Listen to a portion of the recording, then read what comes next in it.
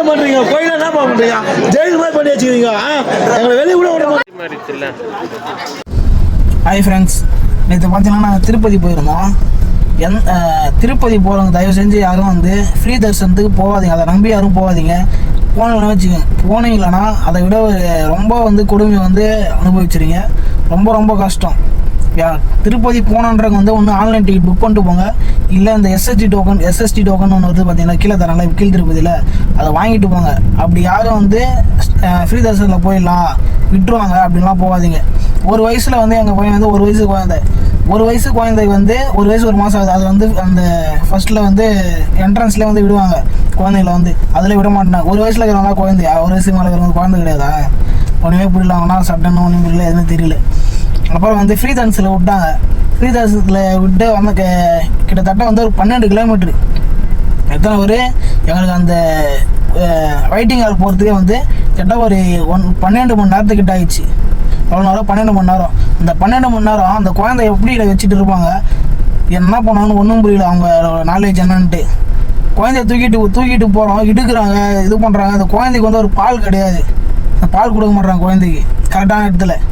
ஒரு சில இடத்துல பாலே கிடையாது. நாங்கள் இங்கேருந்து வாங்கிட்டு போன போல அட்ஜஸ்ட் பண்ணிட்டு இருந்தோமே.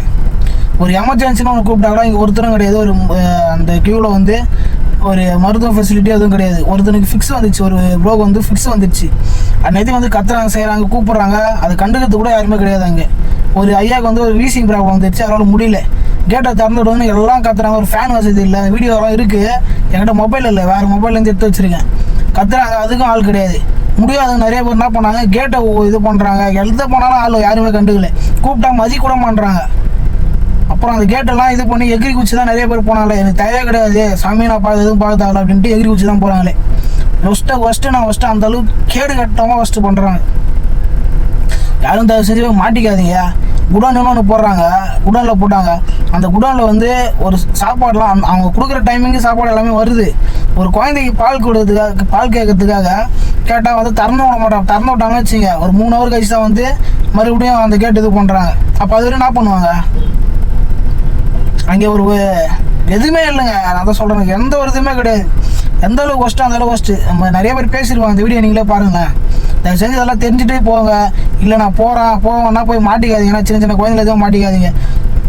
ஒரு வயசுலேருந்து 5 வயசு குழந்தை வச்சுருக்காங்களே, அவங்களெல்லாம் வந்து ஒரு தனியாக ஒதுக்குன்னு ஒரு தனியாக லைன் விட்டு இது பண்ணலாம். ஏன்னா ஒரு 100 பேர் 1000 பேர் வந்தால் பரவாயில்ல, லட்சக்கணக்கான கோடிக்கணக்கான பேர் ஜனங்க வராங்க. ஒரு பெரியவங்க இருக்காங்கன்னா அவங்கள ஒரு பக்கம் தனியாக விட்டாலும் கரெக்டாக இருக்கும். மொத்த ஜனத்தையும் குழந்தைங்களையும் பெரியவங்களும் எல்லாரையும் ஒன்றா விட்றாங்க. அது எந்த ஒரு மனப்பான்மையில் தான் இது பண்ணுறாங்க, எந்த ஒரு நாலேஜில் தான் இது பண்ணுறாங்கன்னு சுத்தமாக புரியல. அப்படி இருக்குது. அதை வந்து கொஞ்சம் சரி பண்ணால் நல்லாயிருக்கும். நீங்களே கொஞ்சம் அந்த வீடியோலாம் கொஞ்சம் பாருங்கள். பார்த்துட்டு உங்களோட இது வந்து அந்த கமெண்ட் பண்ணி விடுங்க.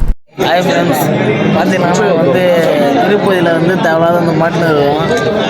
எங்களை போல் வந்து வேறு யாரும் வந்து மாட்டாதுன்றதுக்காக இந்த வீடியோ. இந்த குழந்தை பார்த்திங்கன்னா 1 வயசு 1 மாதம் தான் ஆகுது. அந்த 1 வயசு ஒரு குழந்தைக்கு வந்து ஃப்ரீயாக விடுவாங்க ஃப்ரண்ட் கேட்டில், அதுவும் கிடையாதுன்ட்டாங்க. 1 வயசுக்குள்ளே தான் குழந்தை, 1 வயசு மேலே வந்து ஏறுமாடா எப்படின்னு போயிட்டு நான் கிட்டத்தட்ட ஒரு 4 மணிக்கு வந்து இந்த க்யூவில் வரணும். 4 மணி வந்ததுலேருந்து என்ன டைம் வேணும் ஃபோனில் கேட்டுங்க, டைம் கேட்டுங்க. 11 ஆகுது. 11 மணி வரைக்கும் ஒரே க்யூவில் தான் விட்டுருக்காங்க. மொத்த ஜனம் இங்கேருந்து அந்த சைடு முன்னாடி எவ்வளோ மொத்த குழந்தைங்க ரொம்பவே கஷ்டப்படுறாங்க. இந்த ரொம்ப கேவலமாக வந்து கோயில் நிர்வாகம் வந்து திருப்பதி வந்து யாரும் தெரியாமல் இந்த மாதிரி வந்துடாதீங்க. ஒன்று ஆன்லைன் டிக்கெட் புக் பண்ணுவாங்க, இல்லைன்னா வரவே வராதிங்க. அந்தளவுக்கு கேவலமான ஒரு இது இருக்குது.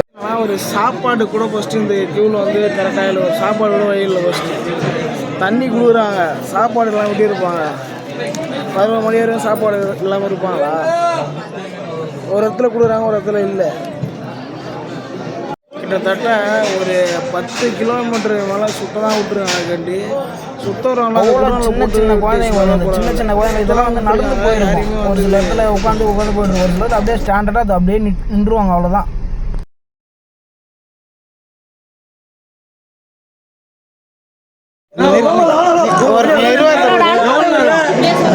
அஞ்சு மணிலேருந்து நிற்கிறேன்பா. என்ன டைம் இப்போ?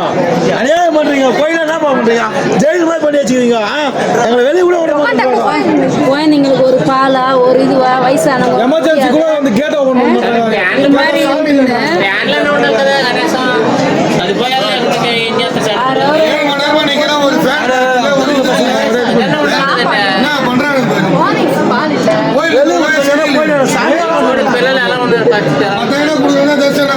பணம் கொடுக்குன்னா கோயிலாம் கூப்பிடுறீங்களா?